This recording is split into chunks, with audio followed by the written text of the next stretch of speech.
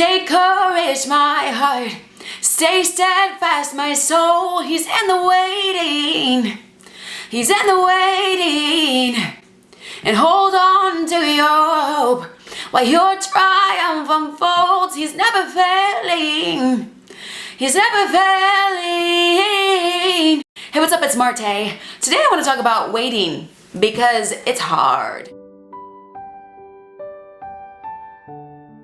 So in 2015, I wrote a blog about waiting and I talked all about what waiting really is. And sometimes waiting masks itself as being stuck.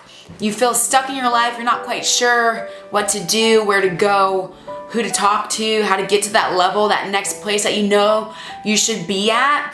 And sometimes it's not just you being stuck, it's a waiting process with you and the marvelous God. And so the waiting process is really interesting because us humans, we chalk waiting up to be something very miserable. Oh, I'm waiting.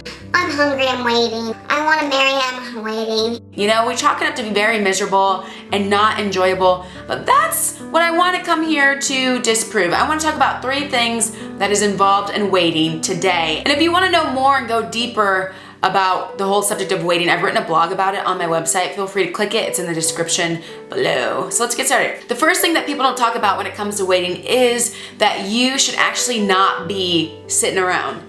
Waiting is not a time to sit around. Feeling stuck is not a time to sit there, moan and groan. Waiting is actually you picking yourself up off the ground. Or if you ever fell on the ground, I don't know, it's up to you what you did. Waiting is really about you being active with what you already know and being proven as like faithful, you know? Sometimes people wait to get their inheritance from their parents when they die or when they leave.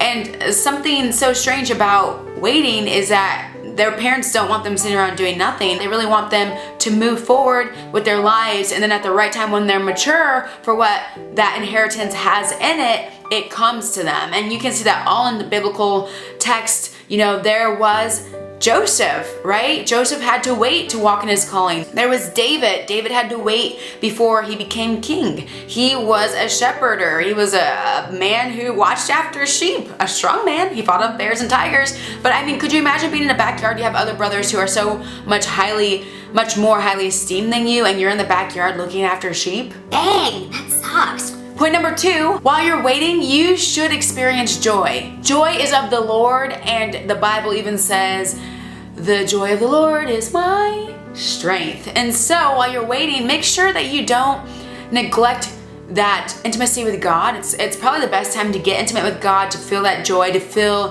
His presence, to feel His happiness, His approval of you, His love for you, because that's going to give you joy, which is your strength through difficult times like waiting. So I want to encourage you to, if you're waiting for something, you're waiting for something to happen and you don't have the tools you need to get to the next level or do what you want to do, or things aren't progressing in your life and you're waiting or you're stuck, make sure that you push into God, get intimate with Him so that you can feel His joy for you. He loves you. He made you. He decided this world is full of great things, and He thought that there needs to be one of you. No one's like you. So I think the fact that He decided to make you is pretty awesome. So make sure you feel joy while you're waiting. Don't just go in a corner, put your sackcloth on, and disappear from the world. Feel joy. And the third thing is that you are enlarged in your waiting. And I talk a lot about this on my blog. That is biblical. God says you are enlarged in the waiting process. He talks about how a pregnant woman,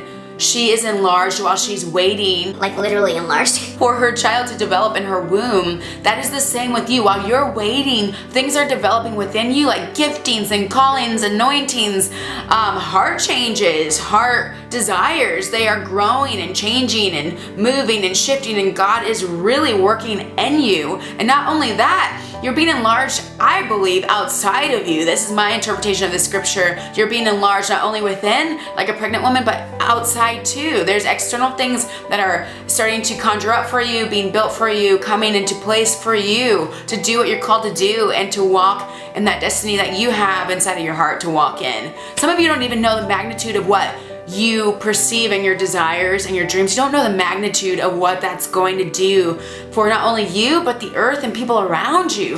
So God is enlarging you in your waiting process. Don't avoid it. Don't try to make things come.